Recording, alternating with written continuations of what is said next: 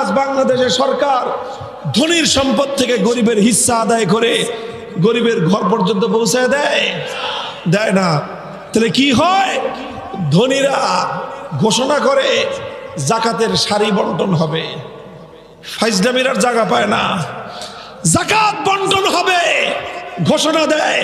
হাজার হাজার দরিদ্র মানুষ সেখানে জমায়েত হয়, হাজার হাজার কোটি টাকার মালিক তুই বেটা। জাকাত দেয় কি 120 টাকা দামের শাড়ি, নাম দিছে তার জাকাতের শাড়ি। কি নাম দিছে?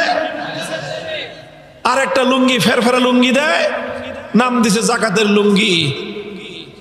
বদমাইশের সমাজ ব্যবস্থা। জাকাতের শাড়ি কি জিনিস? জাকাতের লুঙ্গি কি জিনিস?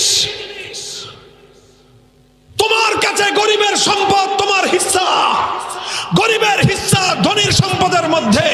সরকারের দায়িত্ব হলো ধনীর কাছ থেকে গরিবের হিস্সা আদায় করে সসম্মানে গরিবের বাড়িতে পৌঁছায় দিবে। এখানে জাকাতের কথা বলে গরিবদেরকে একত্রিত করা হয়, হাজার হাজার গরিব মানুষ একত্রিত হয়।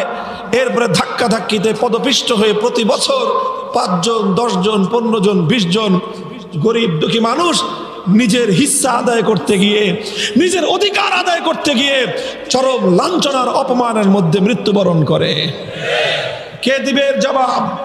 এর জবাব শুধু ধনী নয়, এর সর্বপ্রথম জবাব দিতে হবে রাষ্ট্র ব্যবস্থাকে, সর্বপ্রথম জবাব দিতে হবে সরকারকে। মুহতারাম হাজিরিন, আমরা বলতে চাই, এই জন্য আল্লাহ বলেছেন সরকারের প্রথম দায়িত্ব হলো নামাজ কায়েম করার মাধ্যমে নীতিবান সমাজ ব্যবস্থা কায়েম করবে, যাকাত বাস্তবায়নের মাধ্যমে বৈষম্যহীন সমাজ গড়ে তুলবে।